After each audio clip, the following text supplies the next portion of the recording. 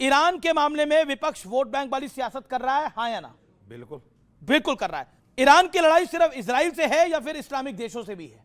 नहीं, इजराइल और अमेरिका के हठधर्मी से है। हठधर्मी से है, ठीक है, ये आपका कहना है। अब रैपिड फायर राउंड में बारी है राजकुमार भाटी की। युद्ध क्षेत्र से अपने नागरिकों को निकालने में भारत की कूटनीति बिल्कुल सही रही है अभी तक? सही।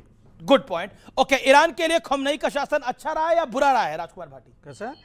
ईरान के लिए खमेनी का शासन अच्छा रहा है या बुरा रहा है, कैसे रेट करते हैं आप इसको? शासन अच्छा रहा है। खमेनी को अमेरिका ने मारा नहीं है, अमर कर दिया है। ओके ओके, मैं अब रुक करता हूं इस तरफ फैज खान का। गल्फ की लड़ाई में भारत को दखल देना चाहिए, हाँ या ना? बिल्कुल नहीं देना चाहिए। ओके। किसी भी युद्ध वाले गुट में नहीं रहना चाहिए। चलिए, अगला सवाल बड़ा महत्वपूर्ण है। क्या अमेरिका दुनिया भर में दादागिरी कर रहा है? सब अपने हित के लिए काम करते हैं। दादागिरी कर रहा है कि नहीं कर रहा, हाँ या ना? दादागिरी तो है एक तरह। दादागिरी तो है ही। चलिए, आनंद रंगनाथन, तेल को लेकर भारत के ऊपर कोई दबाव है, हाँ या ना? हाँ, दबाव है, दबाव है, पर भारत दबा नहीं। Okay okay, that's a point. Okay, Bharat के लिए ईरान ज्यादा जरूरी है या इजराइल ज्यादा जरूरी है? 3 शब्दों में दूंगा, एक में नहीं दे जी। सकता। Israel Israel Israel. Okay, Israel Israel Israel.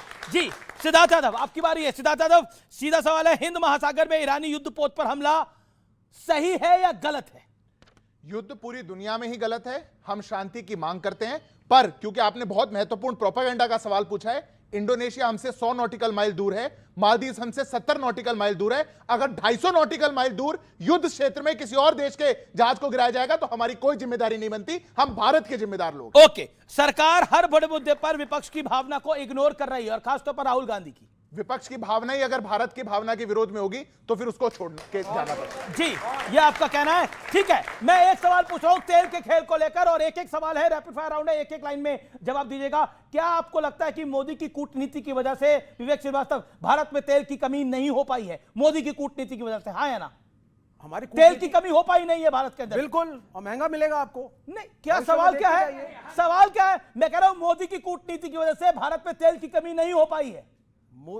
Modi की कूटनीति की वजह से अभी तक नहीं हो पाई है। देखिए, सवाल ये समझ गए हैं, लेकिन जवाब नहीं देना चाहते। पकड़े गए। ओके ओके ओके ओके, राजकुमार भाटी, क्या आपको लगता है वाकई कूटनीति मोदी के शासन की अच्छी है? भारत में तेल की कमी नहीं हो पाई है, दुनिया इस समय जिस तरह से लड़ रही है? मोदी जी की कूटनीति बिल्कुल फेल है।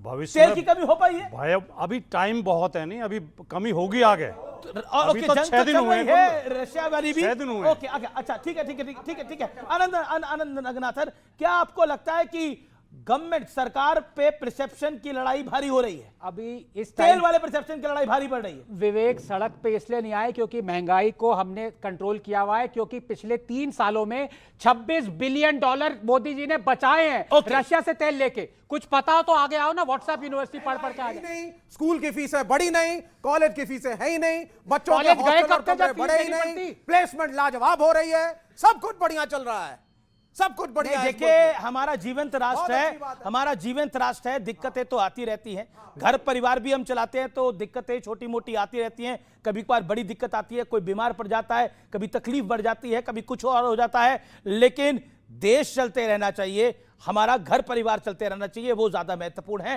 राजकुमार भाटी, दबाव या प्रभाव? सीधा एक सवाल। एक सवाल आपने पूछा कि भारत के लिए ईरान जरूरी है, इजराइल जरूरी है। भारत के लिए न्याय जरूरी होना चाहिए, मानवता जरूरी होनी चाहिए। जो आपने कहा कि विपक्षी पार्टी ये आरोप लगा रही है कि सरकार चुप है, देखिए आज के युग में जब दुनिया को एक ग्लोबल विलेज कहा जाता है, दुनिया इतनी छोटी हो गई है कि एक दूसरे की गतिविधियों से प्रभावित हुए बिना हम रह नहीं सकते। तो जब देश, दुनिया के लगभग 20 देशों में युद्ध छिड़ा हो, ऐसे समय में सरकार का कोई तो पक्ष होना चाहिए, हमारे देश का कोई तो पक्ष होना चाहिए। ये, या हम उस नीति पर चलें जब दुनिया 2 ध्रुवीय दुनिया में बटी हुई थी, रूस और अमेरिका के बीच 2 ध्रुव बने हुए थे, तो इंदिरा गांधी ने एक पॉलिसी तय की थी कि हम गुट निरपेक्ष रहेंगे, हम किसी गुट के सदस्य नहीं होंगे। लेकिन इस नीति के तहत उन्होंने दुनिया के बहुत से देशों को गुट निरपेक्ष आंदोलन में शामिल कर लिया था। तो दुनिया के जो कूटनीति में भारत का एक अहम रोल होता था जी। आज हम असहाय खड़े हुए हैं, आज हम किसी को दिखाई नहीं दे रहे, हम भी कुछ हैं, हम भी कोई जिंदा मुल्क हैं।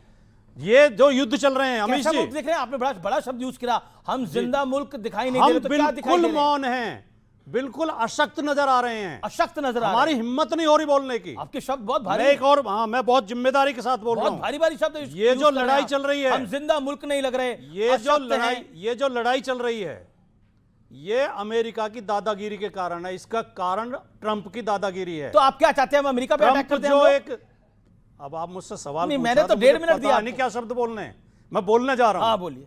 ट्रंप एक देश के राष्ट्रपति को उठा के ले जाता है, एक देश के राष्ट्रपति की हत्या कर देता है, एक देश को धमका रहा लगातार जिसका नाम भारत है, अपमानित कर रहा लगातार, और हम मौन साधे हुए हैं।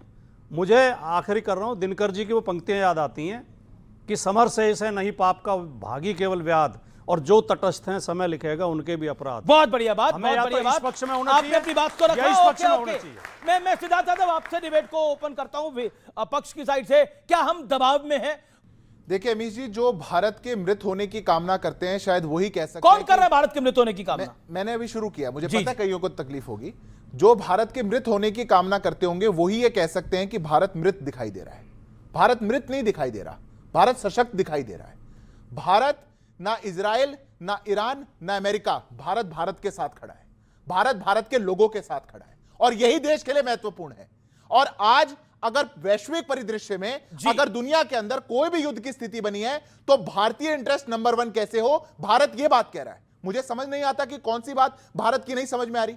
हमने तो बहुत बारीकी के साथ, बेबाकी के साथ एक बात कही, we stand for dialogue and diplomacy.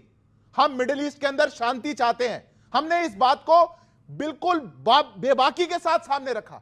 यह बात इनको नहीं समझ में आ रही, और उस बात को लेकर के आप चाहेंगे कि अब हम राजनीति भी कर लें, प्रोपेगेंडा भी कर लें। मुझे अमित जी एक बात पर आपत्ति है, हम सब लोग भारत के नागरिक हैं, हम भारतीय इंटरेस्ट, मैं मानता हूं कि यहां पे सब लोग भारतीय इंटरेस्ट को पहला मानते होंगे, सब मानेंगे, तो एक भारतीय मानेगा। तो हम किसी और की कठपुतली बन के क्यों नाच गाना करने लग जाते हैं? डोनाल्ड ट्रंप आकर के कहता है मैंने सीज फायर कराया, दोनों को बिठाया, बोला सीज फायर करो, मेरा प्राइम मिनिस्टर चुप।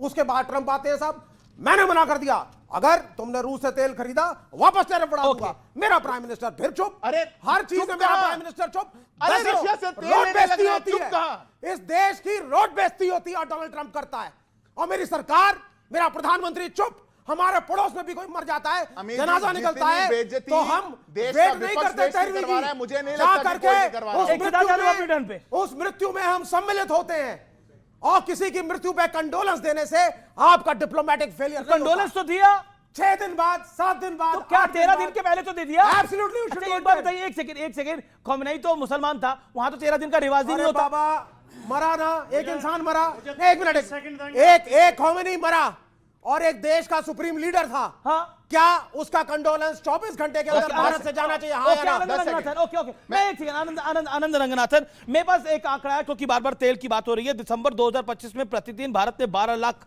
बैरल से अधिक तेल रूस से लिया है। दिसंबर 2025, जनवरी 2026 प्रतिदिन 11 लाख बैरल से अधिक लिया है। फरवरी 2026 अब ट्रेड डील हो चुकी थी, 10 लाख बैरल से अधिक तेल लिया है। ये आंकड़े बता रहे हैं, और ये आंकड़े मेरे होममेड नहीं है, मैंने घर पे बैठ के नहीं बनाए हैं। ये आंकड़े जो हैं ये बकायदा सरकारी आंकड़े हैं, और ये आंकड़े हैं जो इंडियन ऑयल डिपार्टमेंट इशू करता है, वो आंकड़े हैं, और बहुत महत्वपूर्ण आंकड़े हैं। इसका मतलब भारत किसी दबाव या प्रभाव में नहीं था। ओके रंगनाथन जी, 6 दिन बाद कंडोलेंस करने के लिए गए, गलत किया, जवाब इस बात का? मैं मानता हूं गलत किया। गलत इसलिए किया कि कंडोलेंसेस नहीं देनी चाहिए थी, लेकिन 6 दिन बाद भी दी। ये भी एक मोदी जी ने मैसेज दिया। बाकी सारे जितने भी सो कॉल्ड ईरान के फ्रेंड्स थे या नहीं थे, कईयों ने नहीं दिया कंडोलेंस। जिन्होंने दिया वो कुछ घंटे पता लगने के बाद कि उनकी डेथ हो गई है, उसके बाद दिया। हमने 6 दिन तक वेट किया, और मैं नहीं देता कंडोलेंस, एक तीसरे ब्यूरोक्रेट को वहां भेज दिया कि आप लिख दो कंडोलेंस मैसेज। प्राइम मिनिस्टर या प्रेसिडेंट ने कंडोल नहीं किया। तो ये एक तरह से यही मैसेज था कि हम आपको बता रहे हैं कि हम कंडोल नहीं करते उस आदमी की जिसने अपने ही 30,000 लोगों को 1 महीना पहले सरेआम कत्लेआम किया। यहां पे भारत के मुसलमान, मेरे बहन और भाई, स्पेशली बहनें चिल्ला चिल्ला के कह रही हैं कि हाय ये हो गया, है तौबा, है तौबा। ईरान की महिलाएं वो खमेनी के प्रिंट आउट से जला के उससे अपनी सिगरेट जला रही हैं। एक फोटो से अब देश की देखिए, नीति अब नहीं अमीर तय साहब कर देख सकते। लीजिए। अपनी टर्न पे गलत बोल रहे हैं ये। और मैं आपको एक चीज बताऊं, जो भाटी जी कह रहे थे, मैं उनकी बहुत इज्जत करता हूं, जो कह रहे थे कि हमारा देश, और भी इन्होंने बहुत सख्त, आपने खुद कहा कि बहुत टफ वर्ड्स यूज किए, लेकिन एक इन्होंने जो कहा वो ये कहा कि हमने चुप्पी क्यों साधी हुई है। नहीं, बिल्कुल, क्योंकि ये पहली बार चुप्पी साधी है ना हमने। जब इराक पे वॉर हुआ, जॉर्ज बुश ने 1.1 मिलियन मुसलमानों का कत्लेआम किया। फैज साहब से पूछिए, सबसे पूछिए, तब प्राइम मिनिस्टर ने क्या कहा उनको, मैं बताऊं? मिस्टर बार बार डिस्टर्ब करोगे यार, तुम लाल मिर्ची क्यों लग रही है तुम्हें? सुन लो अभी एक मिनट, लाल सलाम कहा करो। विवेक ऐसे ये गलत है ना, वो राजपाल भाटी बोलेंगे ना, अपनी टर्न पे बोलिए आप। नोटा से कम वोट मिलते हैं, यहाँ नहीं, चिल्लाना नहीं, शुरू नोटा- कर रखा नोटा है। सुन नहीं लो, होगा। सुन सुन, तब हमने चुप्पी नहीं साधी थी। पूछे फैस, हमने क्या कहा था? प्राइम मिनिस्टर मनमोहन सिंह ने, mister Bush, the people of India deeply love you. गलत, प्लीज ऑब्जेक्ट। प्लीज। आप एंकर हैं, आप झूठ ये ना ऐसे नहीं बोलते ऑब्जेक्शन ये गलत है। सर, आपने 1000 बातें झूठ है, गलत सर। बोली है, मैंने सब सुनी है, शांत रखिए। ये झूठ है। अपनी मैं टर्न पे आपको- बोलिए ना, आप पूरी डिबेट स्पॉइल कर रहे हैं। ओके, हाँ, कंटिन्यू। देखिए, अब इनसे भी पूछ लीजिएगा सबसे, people of India deeply love you, 1.1 million Muslims का कत्लेआम होने के बाद जॉर्ज बुश से कहा, हम चुप नहीं थे, बिल्कुल। लेकिन कोई मुझे यह बताएगा कि जी। जब चीन ने, इनके देश की बात कर रहा हूं मैं, जब चीन ने 1 मिलियन मुस्लिम्स को कॉन्सेंट्रेशन कैंप्स में कैद किया हुआ है, अभी सुन लिएगा, इनसे प्रोपागेंडा नहीं है। जी, क्विकली, ठीक है, मेरे मुस्लिम भाई ये मान रहे जी। हैं, उनको पोर्क फीड कर रही है, फोर्सिबली स्टेरिलाइज कर रही है, अल्कोहल दे रही है। तब हम चुप क्यों हैं? क्यों चुप है? कांग्रेस क्यों चुप है? नंबर 3, जब अमेरिका ने रिजीम चेंज करी, और पिछले 70 सालों में 25 रिजीम चेंज करी हैं, एक बार भी हमारे मुंह से क्यों निकला हम क्यों बोले? भाई, हमारा सर्कस नहीं है तो हमारे बंदर क्यों? हमें अपने स्पेशल इंटरेस्ट या स्ट्रेटेजिक इंटरेस्ट से मतलब है। हमें तेल मिलना चाहिए, वो हमें तेल रशिया से मिल रहा है। आपने एकदम सही आंकड़े दिए। पिछले अगस्त 7 था शायद, जब अमेरिका ने 25% टैरिफ्स लगाए थे, उसके बाद हर दिन 1.3 से 1.1 मिलियन बैरल्स हम रशियन ऑयल खरीद रहे हैं। अगर हमें डरना होता, दुबकना होता, तो हम तब तेल खरीदना बंद कर देते। तो जी, हमें जी, जी, अपने जी। स्ट्रेटेजिक इंटरेस्ट की बात है। ओके, स्ट्रेटेजिक वही हम इंटरेस्ट देख की बात है। ओके, मैं विवेक, अगर हमें तेल खरीदना बंद होना होता, राजपाल भाटी पहले, क्योंकि उनको बोला गया, अब मैं राजपाल भाटी, अगर हमें तेल खरीदना बंद करना होता तो हम तभी बंद कर देते। लेकिन आंकड़े जो है, देखिए, आंकड़ों पे तो यकीन करना पड़ेगा, जो आंकड़े आते हैं।